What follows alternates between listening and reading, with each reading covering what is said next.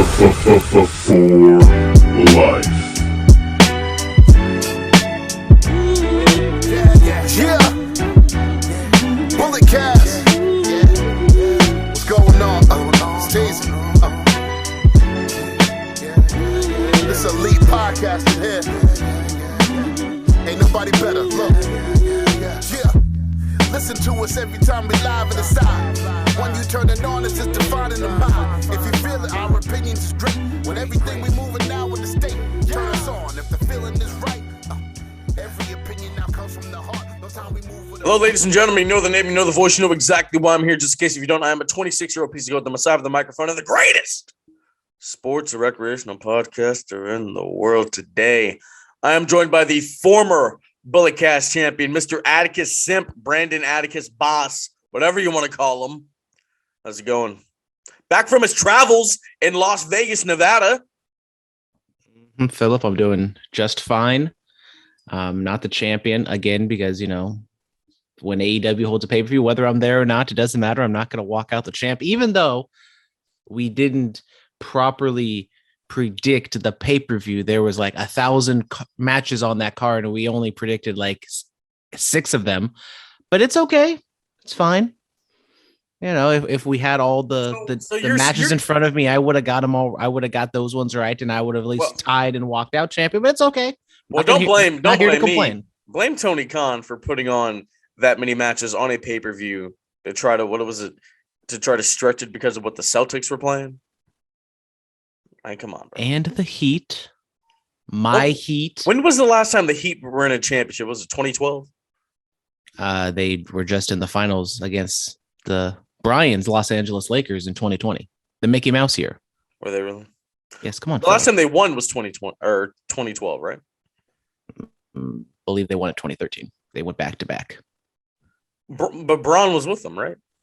Good job, Phillip. Big sports guy over here, everybody. See, I big sports guy. Good job. LeBron, he was with the Cavaliers, and he went to South Beach, went back to the Cavs. Now he's on the Lakers. You know, I know. I know. But yeah, you got to blame TK. I mean, how was the? Because like I listened to Cheap Heat. Shout out Dipperstein. He was in attendance. How were the what am I trying to ask? Like legit, how was the crowd during the whole show? I mean, come on.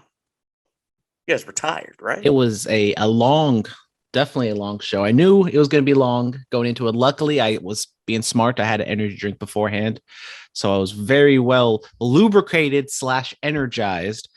But the crowd was hot for the first few matches. So, you know, Hookhausen, the Hardys, Young Bucks, and then maybe like a few matches after that. But then there definitely was like a lull period that I didn't think they really came back until Anarchy in the Arena, which was my favorite match of the show. If you follow Curveballs and Cherry Shots, we posted a lot of the photos or a lot of the videos. Eddie Kingston bloodied up was just right next to us. Eventually I'll throw everything together and I'll put it, officially post it on Instagram and maybe on the YouTubes as well. But I probably would say the Anarchy in the Arena was kind of, the height of it all. But then the tag match and then the main event, the crowd did get up for it, but there was that 2 hour and a half lull period in between. Yeah, I mean there were things like I don't know if you've heard Brian and I's recap. Shout out Mr. Tronic. He's not here, but positive things have happened for him. I don't know if he's announced it yet, so I'm not going to. But yeah, if you know, you know. Yeah, like I said, there were things that could have been cut. Honestly, the House of Black match, I thought it could have been cut, but I thought about how good it was, or that could have that can stay. But like the O'Reilly and Darby, and there were things that didn't need to be on there. Yeah, I mean, definitely that Darby. As much as there was no bad match on the show. Like the Jade match didn't need to be there, even with Stokely Hathaway and Athena making their debuts. Darby and Kyle didn't need to be there. I mean, the Jade match could have been there, just didn't need to be as long as it was. 3 minutes tops, and then you do all that. Yeah, I mean, whatever. I think it was 4 hours, 30 something minutes. I ended up clocking in as you. Even if it's under 4 hours, which is still long, I think it needed to be much shorter than that. And that's coming from someone who enjoyed themselves live in the arena. It should have been a shorter show. I'm thinking about like the people on the East Coast. It was like almost 1:00 when that was over. Well, that's their problem. West Coast is the best coast. But still, like we don't need this. Like WWE's pay-per-view this weekend is going to be 6 matches, and it's going to be done very quickly. Yeah. But you had a great time in Vegas. It was a good time. Didn't do anything super crazy. Shout out super crazy. But Shout out. It was a good time. It was a longer trip than it was last time, an extra day since the show was on Sunday instead of Saturday. And it was fun. Curveball, listen to curveballs and chair shots. I don't know exactly what we're going to do for that. So maybe we dive deep into all the ins and outs of the trip. So should be fun.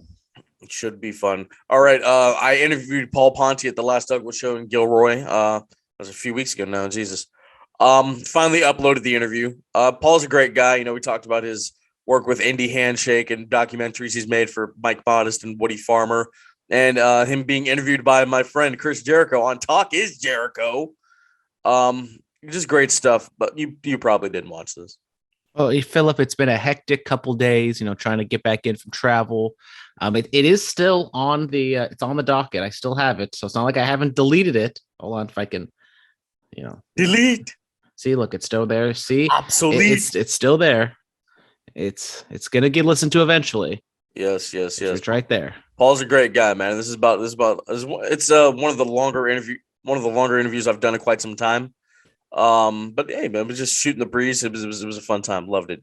Money in the Bank is being moved to the MGM Garden Arena. They are not going to be in Allegiant Stadium. The ticket sales were not doing so hot. Obviously, smart move to move it. Very ambitious by WWE, you could say, to do multiple stadium shows like this in one calendar year. Yeah.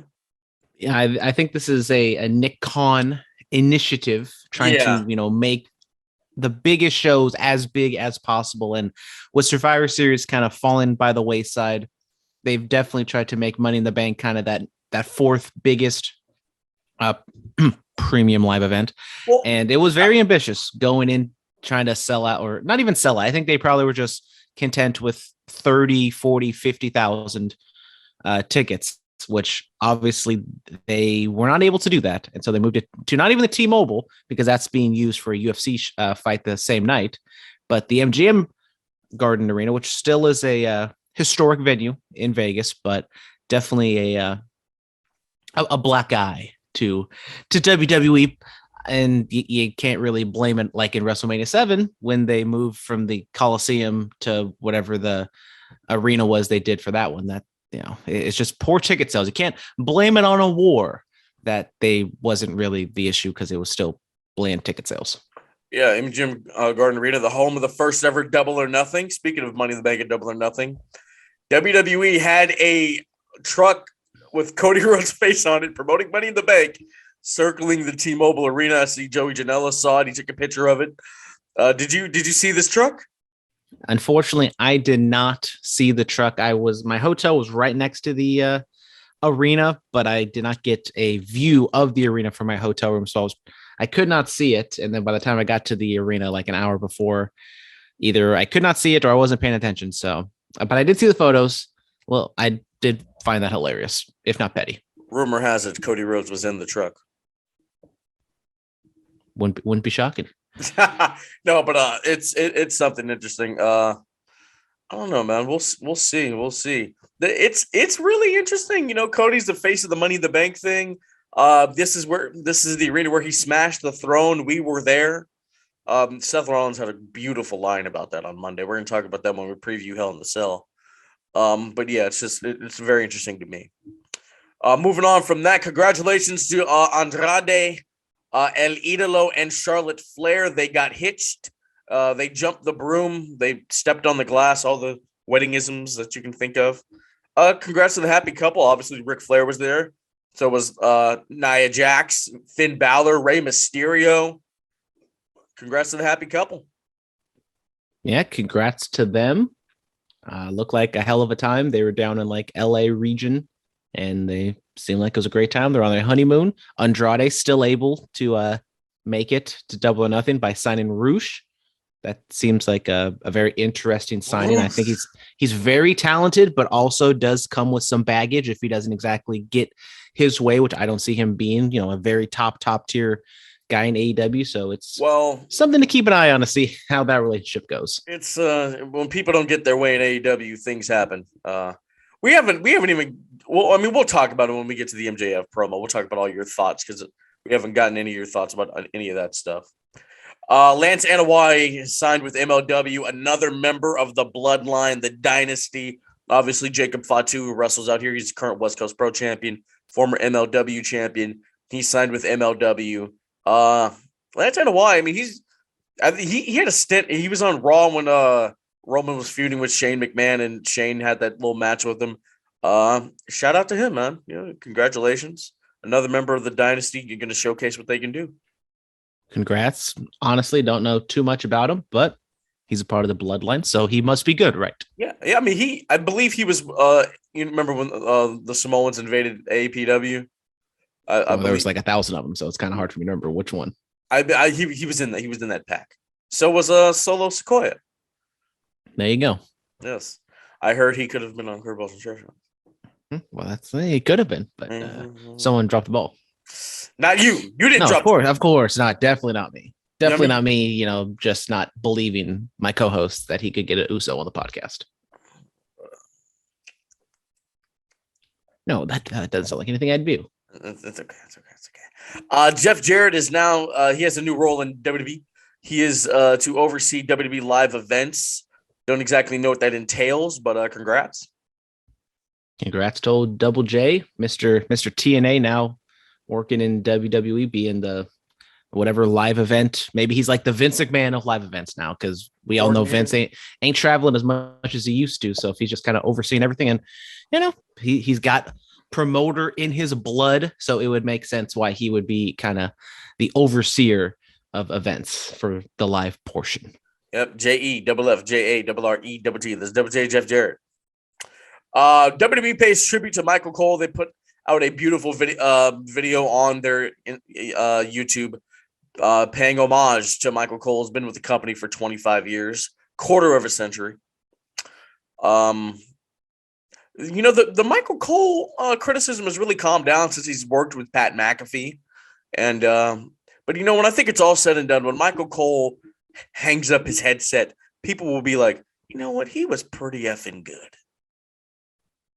I've not seen the video, but I mean, Michael Cole, as you said, been there for 25 years. I mean, I'm going through my 98 Raws right now, and he's just a normal backstage commentator. He fills in for JR from time to time when he's having his health issues. But yeah, I mean, Michael Cole, love him or hate him, he's been around for so long, and he's been able to adapt, and he is able to do what Vince McMahon wants him to do. For better, for worse, he's able to survive in that environment in which we've seen countless announcers come and go.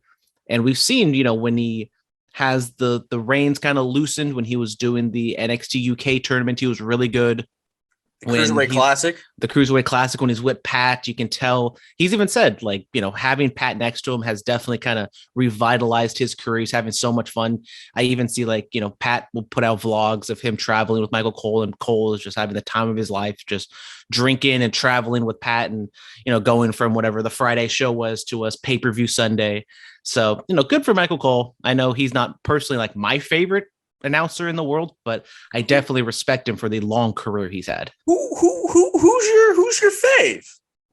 Well, I always gotta, JR's still the best ever, but I do like some Mauro Ranallo, even though Mauro Ranallo ain't really doing anything in the wrestling. And Kevin Kelly, every time we do the cast, sing his praises every year. I always have to just put my foot down and be like, Kevin Kelly is the best the best play-by-play guy in wrestling, and I ain't getting no respect. I'm not the best play-by-play guy in wrestling? Oh! Well, you're on the up and up. Wow! Oh, that would hurt me. It hurt me dearly. No, Michael Cole. I didn't get the check. The check didn't come in the mail yet. Hey, let's talk about it. Now, Michael Cole, though, I mean, I just have fond memories of him and Taz calling SmackDown. It was excuse me. It was a blast. Congrats to Michael Cole. Also, some other news I just remembered.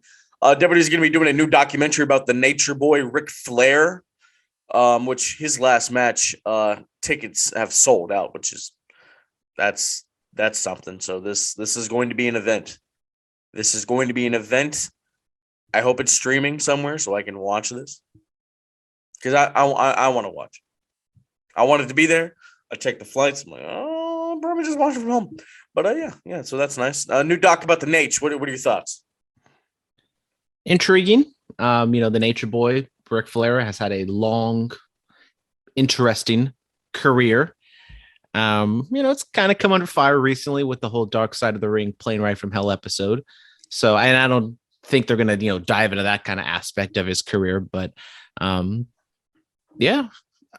For how long? I mean, we all kind of know like the overarching stuff, but I haven't really gone too deep into, maybe the ins and outs of Ric Flair, and maybe if he's because Ric Flair, kind of like a Hulk Hogan or some of those other guys, is a showman, and they're not gonna, let you into their personal lives all that much. So maybe if he does, let that aspect of his life, towards the public. Flair has let us in. He talked about his money troubles and how Vince loaned him enormous amounts of money and things like that to get him out of debt and stuff like that. So, yeah, but even like the 80s or the 80s when he was just riding high.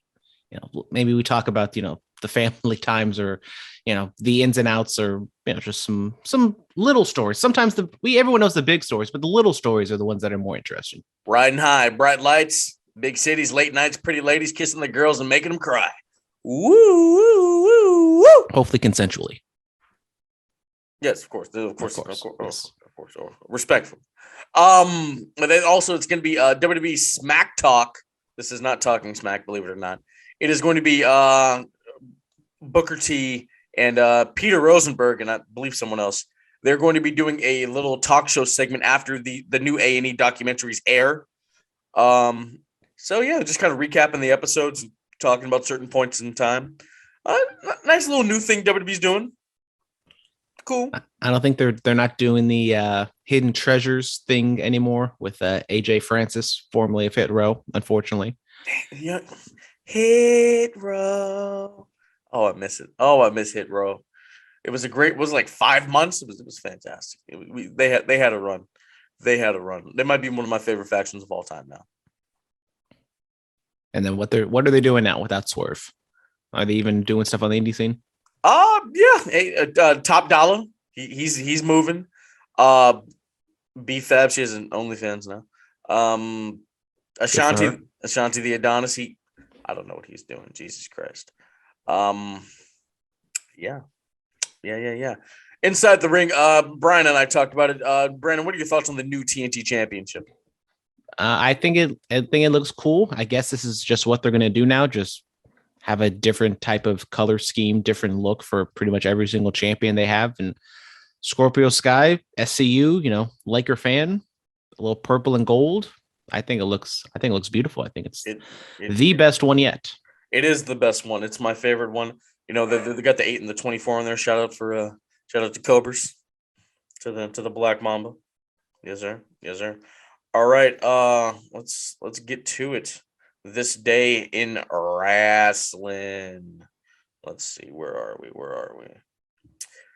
Hulk Hogan defeated Antonio Inoki in 1983 to become the first IWGP champion at the International Wrestling Grand Prix.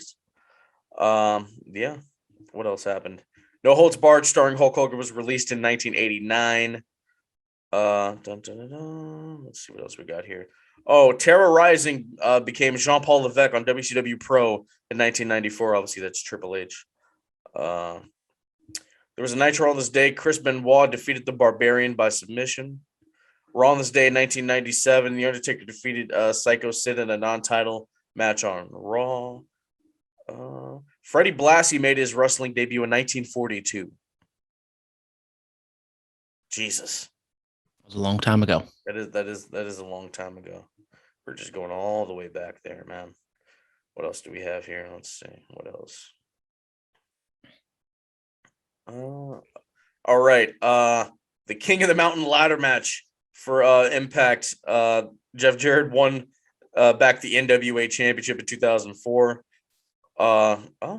This is something. Brock Lesnar in his MMA debut defeated Min So Kim by submission. K1 Dynamite USA in 2007. Raw on this day in 2008, John Cena defeated Jeff Hardy. And lastly, in 1987, Honky Tonk Man defeated Ricky Steamboat to become the Intercontinental Champion and started that amazing run. Anything you want to say about any of that before I get to the birthdays? No, Honky Tonk Man, greatest Intercontinental Champion of all time. Oh, man. Birthdays, AJ Styles, the Phenomenal One is 45 years old. Lex Luger, 64. Grados, 34. And the lovely Miss Velvet Sky is 41 years old. Met Velvet Sky at StarCast. Great person. Met Velvet Sky, WrestleMania 31. How was great that? Time. Was it really? How was your experience? How was your interaction? I can't really remember too much. She was nice. She was, a little bit of a conversation. Took the photo. I don't think I got an autograph, just a photo. Moved on. Just got a photo with her and Angelina Love myself, yes. That was the same place where I saw Sunny just on the floor. Just being Sunny. On the floor. It was a long day. The bunions were kicking in. Bunions are flaring up. Oh, you saw her bunions? I did not see her. I did not see bunions, but she was complaining that her feet were hurting. They didn't have chairs? I don't know. It's Sunny. Okay. All right. All right. Okay. Jack of all trades. What did you guys think of Young Rock season 2? I'm probably only talking to Phillip, being as though Brian and Atticus most likely didn't watch. Wow. I'm joking, boys. That was unnecessary because I've watched it. That was unnecessary. I'm joking, boys. I thought it was a well done portrayal of his life as a kid, teenager, and young adult getting into WWE.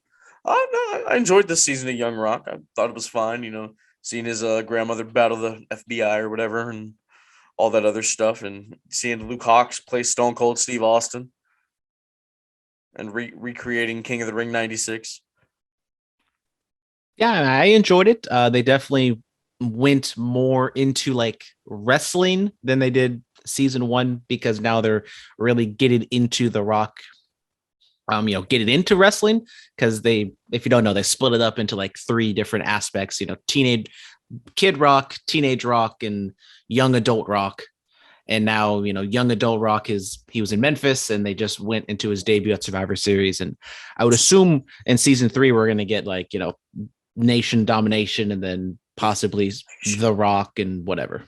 So do you think they'll do spinoffs? Like how Blackish became Mixedish and Grownish? You think we'll get like Kid Rock and Teenage Rock? Probably then not. Adult Rock? I mean, I don't know how. I just wonder how long they can go with this. And it seems like it is kind of coming to an end. I think they're only going to have like 2 more seasons left. So, and having it split up into 3 different sections does kind of drag it out a little bit more. But I don't see them like doing that type of spinoffs. But when I first watched, I was like, oh, how long are they going to keep this up? But I think they've done a good job, telling the stories and kind of, keeping them different and keeping them intriguing the entire way through. Mm-hmm. Dan, if you had to sing one wrestling theme for karaoke, what would it be? Mine is Sexy Kurt. Don't judge me.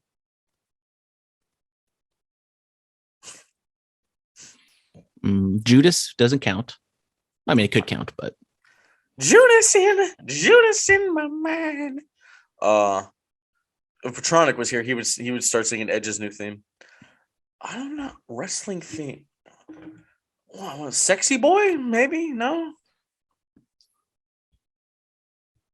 Cody Rhodes theme, possibly. I don't really know the words to that. Adrenaline in my soul, something, Cody Rhodes. Adrenaline in my soul, something, Cody Rhodes. I don't know. Do you have one? I was going towards like the CM Punk route, so we could do obviously Cult of Personality is one that everyone's gonna know, but you can do this Fireburns, another Tronic classic. Man, when we went to that SmackDown from San Francisco to San Jose, he sang that thing like every minute and a half. I was like, oh my god. Nope, I got it. What is it? It's not exactly like a full blown song. It's pretty much just a couple words. Give me AJ Lee's "Let's Light It Up." Boom. She was backstage at Double or Nothing. I know. Renee just dropped the sessions with her, so I gotta watch that. Gotta watch my girl AJ. Sessions. Can't wait. All right. Damn, just sessions. No any other types of sessions. Yeah, just the sessions. Yeah. I don't know. God, I don't know. Maybe Sasha Banks theme. Yes, y'all. So fresh, y'all. Snoop Dogg and Sasha Banks be the best, y'all. And maybe that. Yeah. Tight. Let's see. What else do we have here? Dan, congrats to Punk on becoming the new AEW World Champion. When does he turn heel during this run, and what babyface takes the title off of him? Heel Punk has always been, the best Punk. We're in the summer of Punk 3. Are you excited? I am excited, Mr. Punk Mark over here. The match, the way it played out with Hangman, not taking the easy way out. I don't know if that means we're getting some sort of rematch between him and Punk later down the line, but I do think that's going to lead to Punk taking the easy way out and taking a title shot or something like that. FTR just turned babyface, so I don't think you would want to turn them back heels. Even I don't know, they never officially turned, but people just like them. MJF, new babyface to take down CM Punk a heel. I don't think that's gonna happen in terms of that way. Sam Roberts, he said that. He said that, so I don't know. We'll see. But I do think we're gonna get Punk turning heel during this title reign or something, because if you looked at what Hangman was talking about, he didn't spell it out, but when Punk is champion, he turns into a different person. Did it with the Ring of Honor title, did it with the World Heavyweight title, the WWE title. Yeah. Oh man, summer of Punk and WWE. It was great. It was a fun time.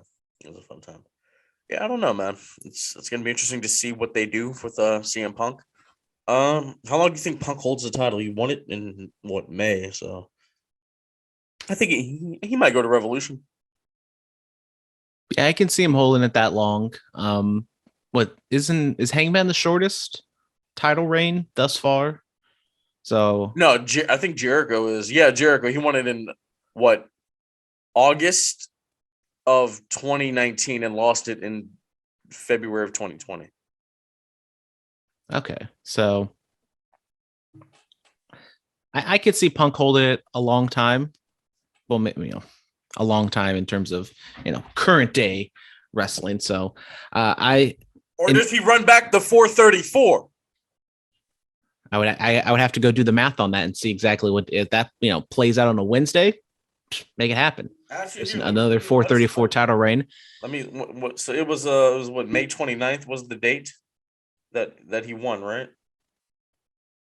Correct? Yes, sir. All right, let's see. Let's just start going. All right, let's see. I'm almost. Oh, wait. I'm almost there.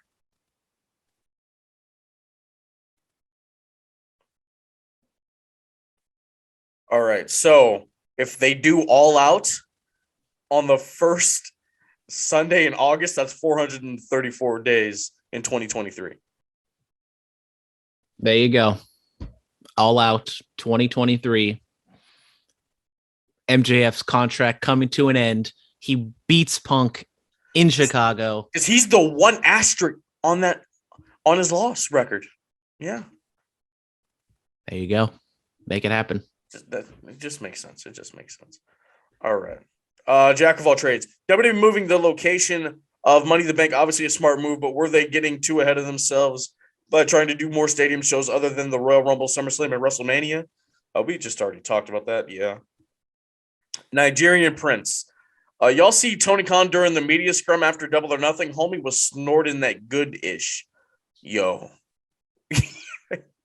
Yo. Tony Khan might have been yacked out of his mind.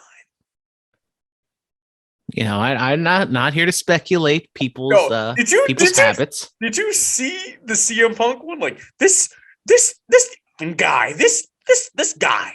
He drew. I'm like, oh my god, dude. You also have to remember he's coming off of a adrenaline high of the show. Adrenaline in his soul. Something Tony Khan. Oh. He's coming off of what he's saying, the biggest pay-per-view of all time for the company, CM Punk, new champion. I mean, this white whale that he was able to catch, and now he's his champion. It's probably. I'm not saying he ain't doing nothing, but I'm just saying, some natural highness could be taken in during that time. And it's also only what at that time it was like 10:30, so it's not like it was on the East Coast where it's like 2:00 in the morning and hyped out of his mind. You ever heard Happy Birthday by Mac Miller? Mm-hmm. So the part where he's like, I'm a drug addict, homie, you should know, and you hear the snort. Somebody I saw it on Twitter, I can't find it anymore. Somebody like incorporated the every time Tony Khan like talked or took a breath or something. I'm like, this is actually hilarious. Well, it was like Amber Heard on the stand. She was apparently, Oh, you saw that too? Yep. Man, Amber. Oh, she lost. Oh man, Max Caster didn't have to. He didn't have to go at her with that rap on Dynamite, but he did. Copenhagen Smith. He's back. Boys, long time no write-in. Who's ready for the Summer of Punk 3? Like with 7 exclamation marks. That's how you know he's serious. Yes, sir. Who do you 420? Who do you?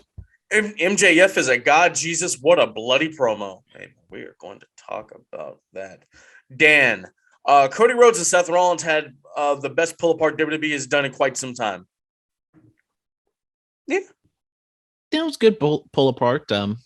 I think the one that stands out recently would be that Undertaker Brock Lesnar one from. Oh yeah. Was it leading up to SummerSlam or? It was like 2015. Yeah, Jesus Christ. Something like that. It was a long time ago. I don't know if a pull apart's done right. I enjoy a good pull apart. AJ Gray and Jacob Fatu did one on West Coast Pro. I thought was fantastic, and then AJ Gray shoulder checked me, and I got a little humbled. Should we talk about the Cody Rhodes Seth Rollins program now before we get into anything else? Sure. Yeah. I mean, Seth was cooking him. Seth was cooking at that boy, man. Said you left 6 years ago. You and your friends tried to tear down what I built, and then you came back to try to sit, and you can't sit on the throne that you tried to smash and all that other stuff. I'm like, wow. And then Cody, he resorted in the, all right, you got me, let's fight. And they started scrapping, bro. Cody's shoes came off, and Seth's jacket came off, and clothes were being unbuttoned and ripped, and Jesus.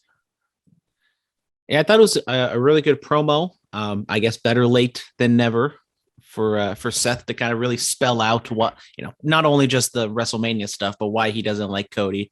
So I thought they did a good job, in the third match, kind of running on fumes at this point to kind of revitalize and give it that last bit of life as we head into the pay-per-view, premium live event. And because this is, is it the main event? Because we don't have a Roman match on here. So I would assume this is going to be the main event unless you put the women's title match on the line. No, the Cell has the main event. So, yeah, I mean, I thought it was good. Cody still not, clicking on all cylinders in terms of like a baby face with the WWE audience.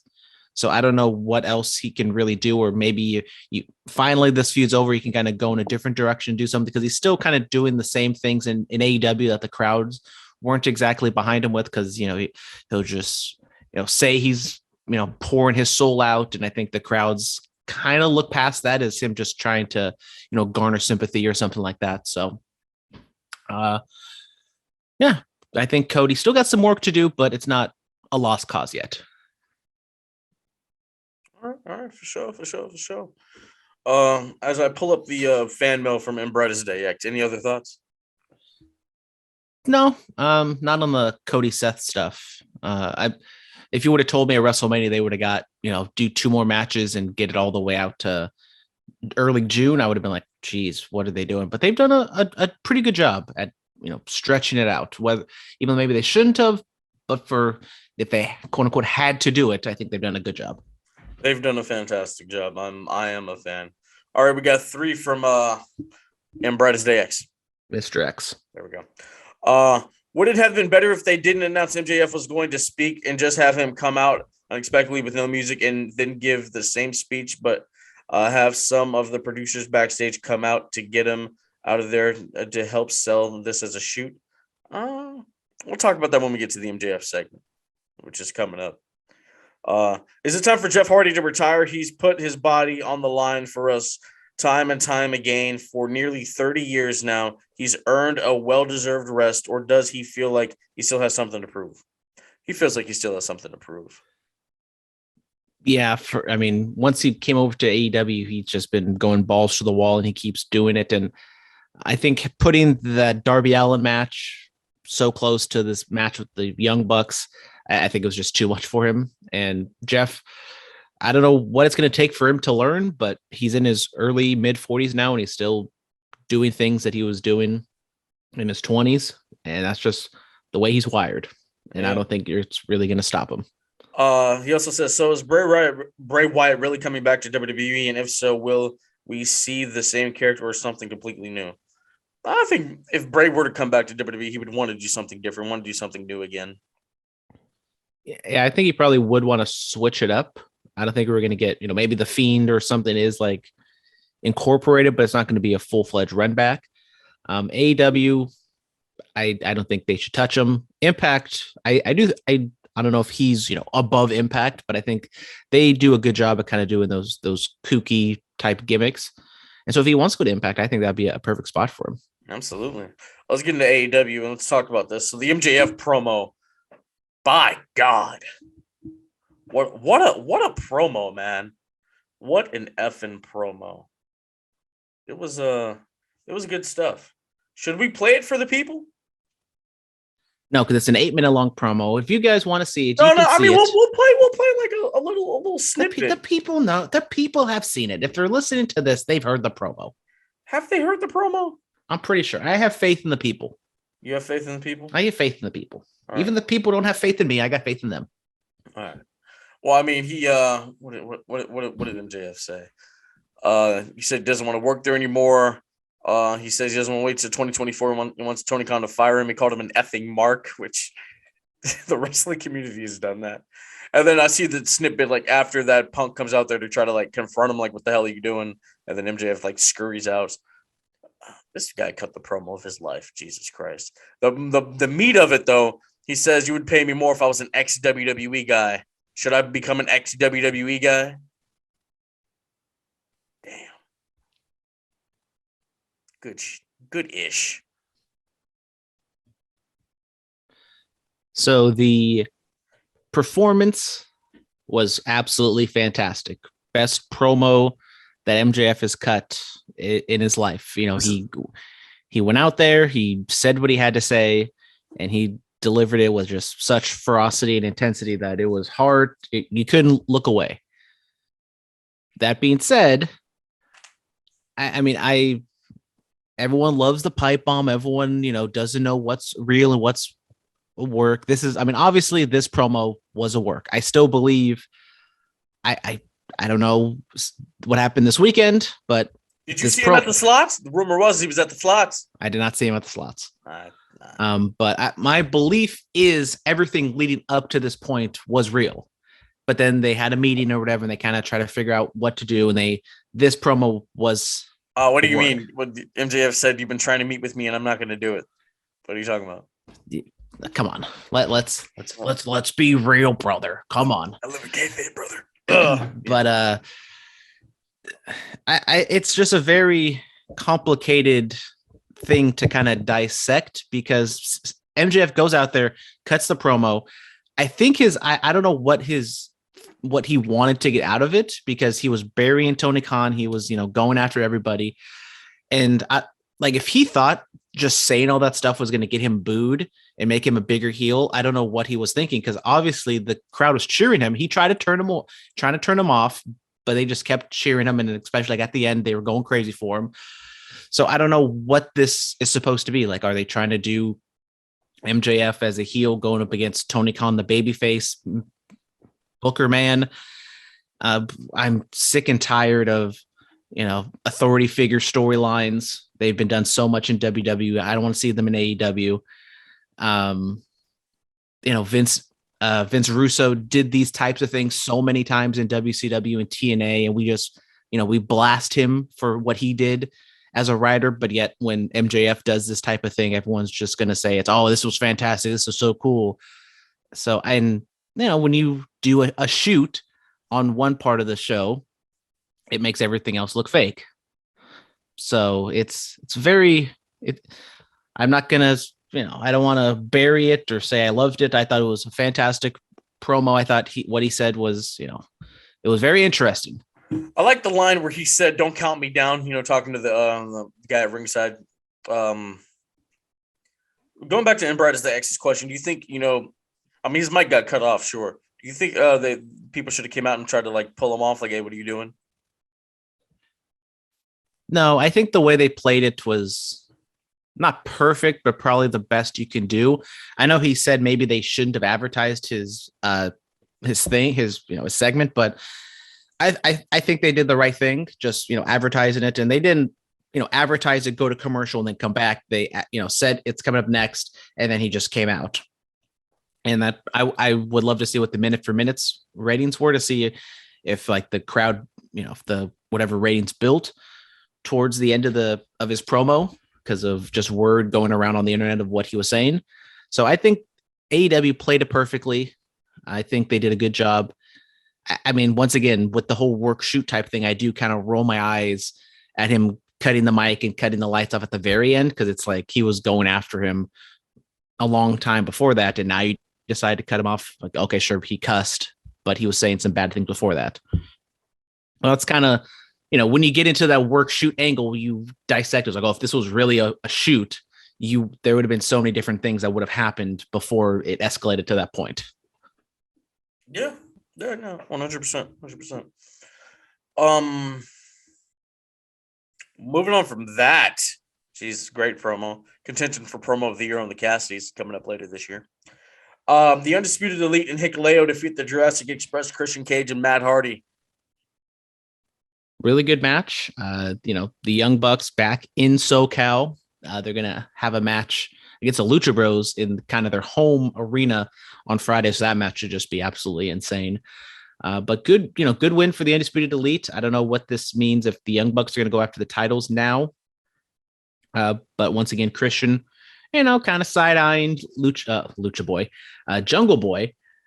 So maybe they're once again teasing the dissension, but not pulling the trigger quite yet. Adam Cole on commentary was cool.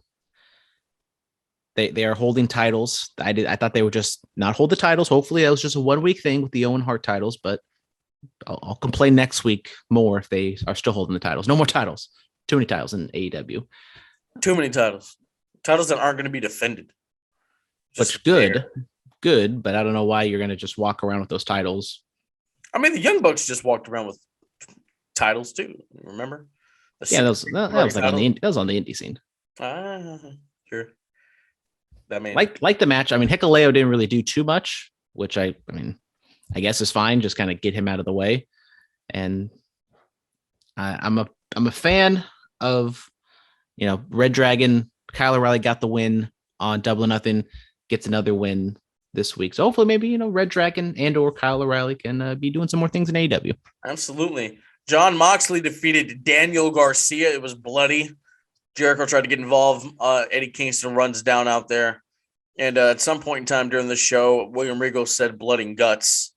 Baby Huey interviewed Tony Khan and asked him about that, and TK said it was a possibility. It didn't hit the way War Games hits. It didn't hit. It didn't hit the same. You try to do the WWE gimmick and it flops on its head. You see? I see what they're going with. It was cute. But I'm excited for Blood and Guts happening end of the month in Detroit. Yes. Not I thought it was just an automatic that it's going to be the same 10 guys, but it looks as though maybe Kingston is going to build his own type of crew. So maybe they're going to do something with Danielson not being involved, or he tries to recruit Danielson into Blood and Guts. Maybe Danielson got written off because he was like choked half to death. That'd be a good reason to get written off. But Moxley and Garcia, I thought they had a really good match. Bloody, once not the biggest fan of having, a blood bath match just a couple days after you had another one, but it made sense, open up the stitches, yada, yada, yada. So it was a really fun match, even though the thing is with AEW, there's a lot of matches that they put out there that you know who's going to win. The whatever it was, 8-man tag or 10-man tag they had earlier that we just talked about. That one was one where you didn't know which way they were going to go, which was cool. This one, the opening tag match, you obviously knew who was going to win, which I think AEW is doing a little bit too much of right now. Yeah. Lastly, that I put on the script, the new AEW World Champion CM Punk and the Ring of Honor Tag Team Champions and the AAA Tag Team Champions FTR defeat Max Caster and the Gun Boys. Max Caster saying Bret Hart is trash. I'm like, aha, aha. Because Sean was that dude. CM Punk, a lot of slip ups in this one. Well, the man's getting a little older. Have you seen the beard? Having a big match, his beard's getting a little gray. There's a lot of salt mixed in with that pepper. I mean, you got to respect him for not coloring it. He had a world title match a few days ago. That's what we could play into factor. Yeah. But I thought the match was fine. Once again, you knew what the finish was going to be. FTR and Punk get the win.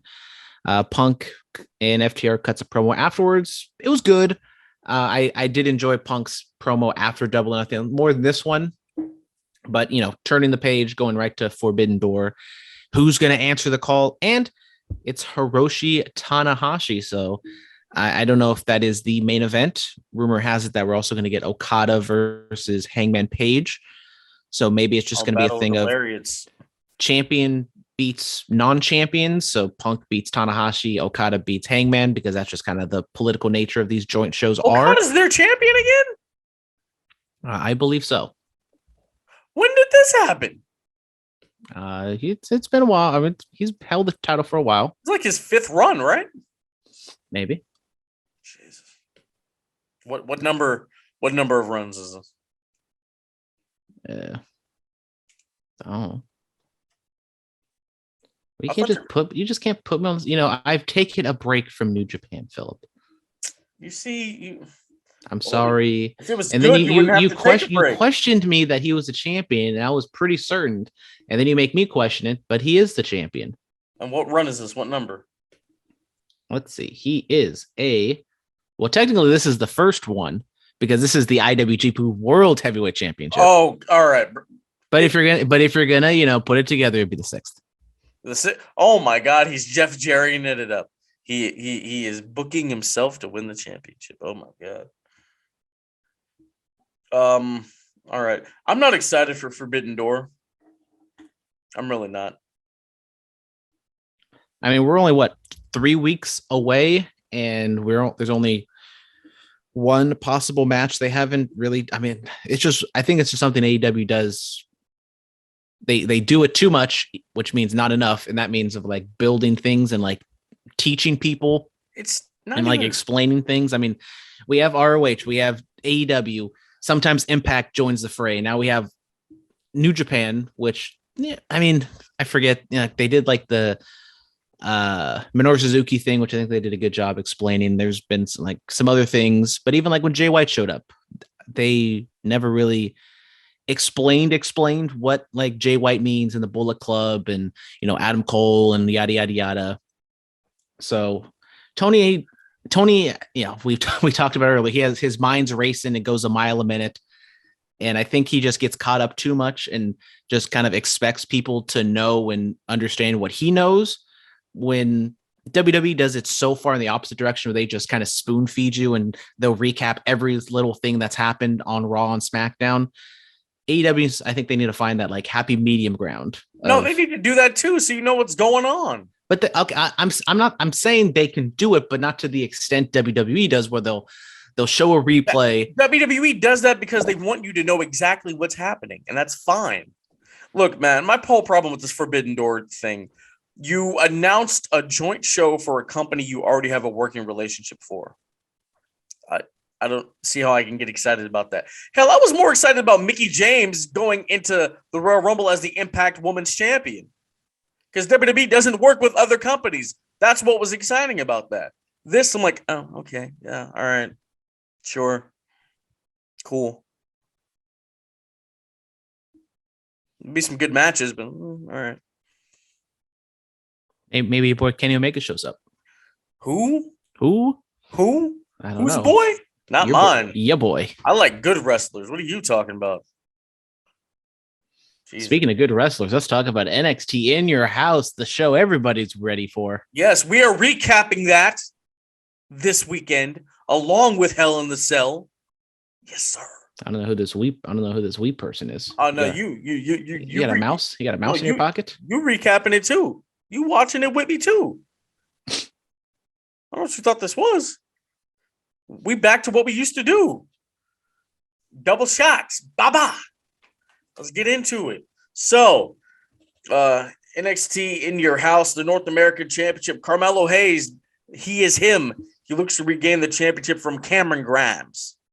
You were the biggest Trevor Lee guy that I knew. Cameron Grimes. This should be the best in-ring match of the show, just kind of looking at it on paper with Cameron Grimes and Carmelo. This is going to be a shocker, but I have not been watching NXT all that much, so I don't really know what's the plan and everything's going on with really any of these matches. I did watch like a couple minutes of NXT this week, but I'm going to go with my boy Cameron Grimes for no reason, just because he's my boy. All right, sure. All right, and then Legado del Fantasma, which they have a fantastic theme song. I love it. Santos Escobar, Cruz del Toro, and Joaquin Wilde, the former DJZ, versus Tony D'Angelo, Channing Stacks Lorenzo, and Troy Two Dimes Donovan. I think I might.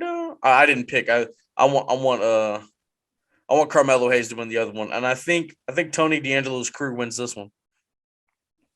I agree. I think Tony and his boys get the win. From what I've seen, maybe Legado del Fantasma is a little overconfident right now, so maybe they, the Kujin got a little trick up his sleeve. You know what I'm saying? He's gonna pull one out. Yep. How you doing? Keep it moving. All right.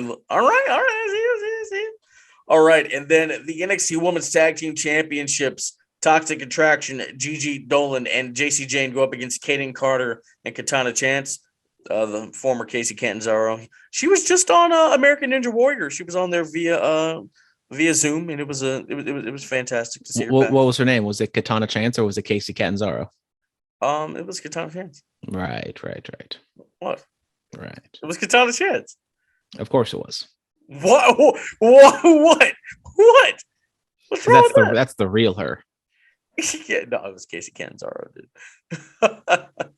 Oh man, but Toxic Attraction's been on a high.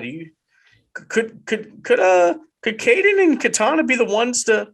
Oh, they're both first names start with a K and both last names end with a C. That's cute. Dang, look at you. Never noticed that. I mean, it was like that with Casey Catanzaro too, right? Yeah. Could they be the underdogs to defeat them? They could be the underdogs, as we all know. Caden Carter, very underrated. Yes. But I still think Toxic Attraction get the job done, get the win here. Yeah, I'll go Toxic Attraction myself. All right, moving on from that, the NXT Women's Championship. Mandy Rose defends against Wendy Choo. We're going with I know who I'm picking. I'm picking Mandy. And are you picking Mandy? You are? All right, for sure. Yes, we're going with Toxic Attraction, continuing on, holding all the gold. The NXT Tag Team Championship's pretty deadly. Yes, boy. Kit Wilson and Elton Prince versus the Creed brothers, Julian and Brutus Creed. I want the Creed brothers to win that one, man. I do. I love those guys. No more Stokely Hathaway. Oh, God. Malcolm Bivens isn't with them anymore. Oh, Jesus. Oh, God. Even without no Malcolm Bivens, I think the Creed brothers do get it done here. This is the one title change I got on the docket. So give me the Creeds, have them win, because if they don't win, I believe they are getting kicked out of the Diamond Mine. And if the Creeds aren't there, what the hell is Diamond Mine? It's like Roddy Strong and what's her face? It's very true. Wait, no, they got a black guy there too, right? I don't know. Once again, not watching NXT. Yeah, no. Oh my God, what's his name? Can't think of his name. All right, and then I assume this is going to be the main event. It should be. It's their heavyweight title. The NXT Championship, Braun Breaker versus Joe Gacy. No Harlan. Parker Bordeaux was released from WWE. But he has druids now and things like that. But I think Braun Breaker's walking out and still the NXT champion. Just have Braun get the win. He can lose it via disqualification, but I think he's going to keep his emotions under control and get the win. Retain. He's a Steiner. They don't keep their emotions under control. Well, his dad can, kind of. His uncle, not so much. He did at the Hall of Fame. Good for him. Yeah. That's maturity right there. Yes, sir. I don't know. We'll see. All right, then coming up, Hell in the Cell. We have a lot of podcasts to do this weekend. Are you excited? So excited. All right. I'm sorry. I tried. All right, Hell in the Cell. Just can't hide it. This weekend, Ezekiel versus Kevin Owens. Ezekiel is hot. People love him. I'm going Ezekiel. I'm going Big Zeke. Yeah, I guess I'll go Ezekiel as well. I don't know how much more they can really stretch this out. I mean, not only just the storyline, but also the Ezekiel character. I mean, God bless Kevin Owens. I mean, getting put into this type of storyline, he's making the best of it. He's having, seems like he's having a ball, and the crowd's getting behind him in terms of just making fun of him. So I think Ezekiel gets the win, and we continue this on until SummerSlam. SummerSlam, the next pay-per-view. SummerSlam. Sorry, premium live event. Oh no, it's Money in the Bank. Oh yes. Money in the Bank. Then SummerSlam. Yep. The almighty Bobby Lashley versus Omos and MVP in a handicap match. Look, Omos and MVP are going to win. This is leading to the one-on-one match, the true one-on-one match, MVP versus Bobby Lashley, and I'm here for it. Usually handicap match, if it's with the babyface, I would lean towards the babyface getting the win. So I will go with Bobby Lashley pinning or defeating MVP. I mean, they're going to win or something. Lashley's going to be written off for he'll miss Money in the Bank, and then he'll or you know what, he might get put in the Money in the Bank match, and then Omos and MVP cost him, and then it leads to MVP versus Bobby Lashley at SummerSlam. Yes. All right. It is for the United States Championship. Theory versus Mustafa Ali. Theory. Yeah, I'll go Theory as well. Should be a really fun match. Hopefully they give him time and we can really see what Theory can do with Mustafa. They bring Ali back, and then they haven't really done too much in terms of like protecting him. So I would assume, but that also would be 50-50 booking, just have him win the title. But I'll go with Theory as well. Yes. All right, the Prince Finn Balor, the phenomenal AJ Styles, and You Only Live Once, Liv Morgan go up against the Judgment Day, consisting of Damian Priest, Rhea Ripley, and the Rated R superstar, the Hall of Famer Edge. Judgment Day. Yeah, I'll go with Judgment Day as well. I mean, I would assume that Edge isn't going to lose. Rhea, I think they're trying to keep her strong, probably for Bianca. Priest seems like the one you could take the fall in this trio, but I mean, Liv and even Finn, to be honest, seem like they're, they can get pinned. Or does one of them turn and that's how Judgment Day wins? It's a possibility. I don't see, a new person joining out of this threesome. Maybe they get someone else. They've been teasing. Oh, there's purple lighting. There's purple lighting, bro. Oh, there's purple lighting. That means it's a done deal. Done deal. Yes, sir. Yes, sir. All right. Moving on from that, the Raw Women's Champion, Bianca Belair, defends against Becky Lynch. Called herself a wizard. What? Gimmick infringement. Yeah, no heat, Jericho. Because and then she corrected it on Twitter. She said she's a magician because she made Bianca's title disappear in 26 seconds. Anyway, Bianca defends against Becky Lynch and Asuka. Bianca's walking out the champ. Agreed. This was supposed to be Naomi's match. So I would assume maybe Becky and Asuka. Allegedly, we're supposed to have Becky and Asuka have a match here. So maybe Bianca gets the win. Becky and Asuka kind of cancel each other out so they can go off and do whatever they want when they find a new challenger for Bianca. Yeah. And then lastly, it is the main event. I believe so, because it should be. It's the only one in the cell. This might be the best Hell in the Cell pay-per-view in quite some time. It's only one cell match. It's a feud that deserves it. Cody Rhodes, the American Nightmare, goes up against the visionary Seth freaking Rollins inside Hell in a Cell. Do you think we get a little color from the American Nightmare? Maybe. I would not bet on it. You wouldn't bet the house on it? I'm not betting the house on Cody getting color unless it's, accidentally on purpose. But I think Cody pulls off the three-peat, gets the win against Seth, and he goes on to win Money in the Bank. Pulls off the three-peat, huh? Okay. I had some three-peats back in my day. Yes, sir. Yes, sir. Yeah, I'm going with my buddy, the American Nightmare, Cody Rhodes. Yes, sir. Yes, sir. All right, Superstar Spotlight. Who do we got? Brandon, who do you have? I'm going to go with Eddie Kingston. I thought just the visual of him with the gas can and just going after Jericho and even, the stuff he did on Dynamite. It shouldn't make any sense how much I love Eddie Kingston because he's not a fantastic wrestler, but he just carries himself with just such Moxley and just he's such a badass. Moxley, I love him so much. And I thought he had another. Every time he has a pay-per-view match, he always delivers. And he delivered once again at Double or Nothing. All right. I'll give you mine at one of our recaps this weekend. And then Sunday is full queer at the Pacheco Square Garden. That's where East Bay Pro runs. Mia Yim's going to be giving a seminar. She's been doing a meet and greet. Pollo Del Mar, Money, Power, Respect, Keita Murray, Jay Vidal, Nick Xander. A lot of those guys are going to be there. I might make it up to full queer. We might be doing the recap a little late. Brandon.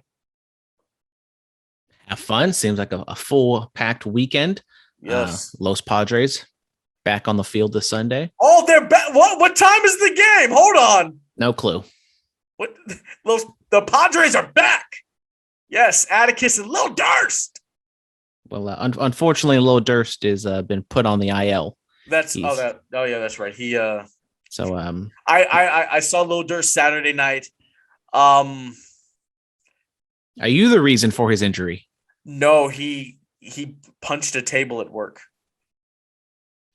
We've all been there. We've all been there. So unfortunately, Lil Durst will be on the shelf. He might be gone for the rest of the season. No, he's definitely gone for the rest of the season. Well, I'm just trying to keep things positive. He'll show up. He'll look pretty for y'all. He'll be a mascot.